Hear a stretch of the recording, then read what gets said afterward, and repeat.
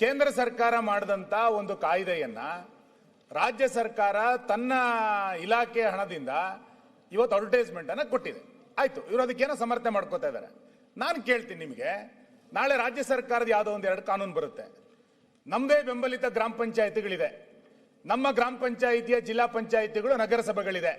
ನಾವಲ್ಲಿ ರಾಜ್ಯ ಸರ್ಕಾರದ ಈ ಕಾಯ್ದೆಯನ್ನು ಒಪ್ಕೊಳ್ಳಲ್ಲ ಅಂತೇಳಿ ಗ್ರಾಮ ಪಂಚಾಯಿತಿಗಳು, ನಗರಸಭೆಗಳು ಅಡ್ವರ್ಟೈಸ್ಮೆಂಟ್ ಹಾಕ್ಲಿಕ್ಕೆ ನಾವು ಅನುಮತಿ ಕೊಡ್ತೀರಾ?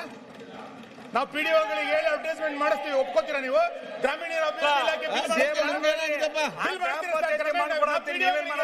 ನಮ್ಮ ಗ್ರಾಮ ಪಂಚಾಯಿತಿಗಳಲ್ಲಿ ಯಾವ್ದೋ ರಾಜ್ಯ ಸರ್ಕಾರದ ಯೋಜನೆಗೆ ನಮ್ದು ವಿರೋಧ ಇದೆ ಅಂತೇಳಿ ನಮ್ಮ ನಗರಸಭೆ ಅಡ್ವರ್ಟೈಸ್ಮೆಂಟ್ ಮಾಡ್ಲಿಕ್ಕೆ ನಿಮ್ ಪಿಡಿಒ ನಿಮ್ಮ ಆಯುಕ್ತರು ಒಪ್ತಾರ? ಒಕ್ಕೂಟದ ವ್ಯವಸ್ಥೆ ಅಂದಾಗ ಒಂದಕ್ಕೊಂದು ಲಿಂಕ್ ಇದು. ನೀವು ರಾಜ್ಯ ಸರ್ಕಾರದ ಕಾನೂನನ್ನ ಹೆಂಗೆ ಪುರಸಭೆ ಗ್ರಾಮ ಪಂಚಾಯಿತಿಗಳನ್ನ ಒಪ್ಕೊಳ್ಳುತ್ತೋ ಕೇಂದ್ರ ಸರ್ಕಾರದ ಕಾನೂನನ್ನು ಒಪ್ಕೋಬೇಕು. ನಿಮ್ ಪಾರ್ಟಿ ಸರ್ಕಾರ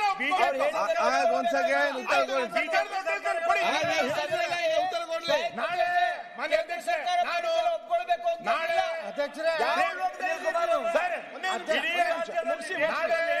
ನೀವು ಗ್ರಾಮೀಣಾಭಿವೃದ್ಧಿ ಇಲಾಖೆಯಿಂದ ಇದನ್ನ ಹೆಂಗ್ ಅಡ್ವರ್ಟೈಸ್ಮೆಂಟ್ ಕೊಟ್ಟಿದ್ದೀರಾ? ನಾಳೆ ನನ್ನ ಕ್ಷೇತ್ರದಲ್ಲಿ ನನ್ನ ಬಿಜೆಪಿ ಬೆಂಬಲಿತ 25 ಗ್ರಾಮ ಪಂಚಾಯಿತಿಗಳಿದೆ, ಮುನ್ಸಿಪಾಲಿಟಿಗಳಿದೆ, ಪಟ್ಟಣ ಪಂಚಾಯಿತಿಗಳಿದೆ. ನಾವು ರಾಜ್ಯ ಸರ್ಕಾರದ ವಿರುದ್ಧ ಒಂದು ನಿರ್ಣಯ ಮಾಡಿ ಅಡ್ವರ್ಟೈಸ್ಮೆಂಟ್ ಕೊಡ್ತೀವಿ. ನೀವು ಒಪ್ಪಿಗೆ ಕೊಡ್ತೀರಾ ಅದಕ್ಕೆ? ಎಷ್ಟು ದುಡ್ಡು ಕೊಡ್ತೀರಾ ಅದಕ್ಕೆ ನೀವು? ಹೇಳಿದ್ರಲ್ಲ ಈಗ.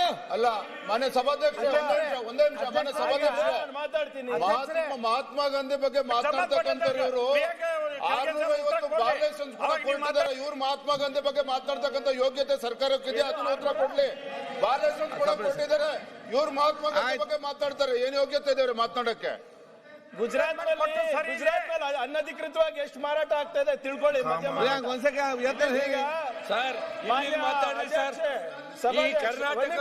ಕರ್ನಾಟಕದ ಮಾತಾಡಿದ್ರೆ ಕರ್ನಾಟಕದ ಮಾತಾಡಿ ಸರ್. ಅಧ್ಯಕ್ಷರೇ, ಹೇಳ್ತಾರೆ ನಕಲಿ ಗಾಂಧಿಗೆ ಗೌರವ ಕೊಡುವ ಸಲುವಾಗಿ ಈ ಒಂದು ಮನ್ರೇಗಾವನ್ನ ಎಬ್ಬಿಸ್ತಾ ಇದ್ದಾರೆ. ಇವತ್ತು ಗಾಂಧಿ ಬಗ್ಗೆ ಗೌರವ ಇಲ್ಲ, ಗಾಂಧಿನ ದಿನಾಲು ಕೊಲೆ ಮಾಡ್ತಾ ಇದ್ದಾರೆ. ಆದ್ರೆ ಈ ದೇಶದಲ್ಲಿ ನಕಲಿ ಸುನೀಲ್ ಕುಮಾರ್ ಅವರು ಕೆಲಸ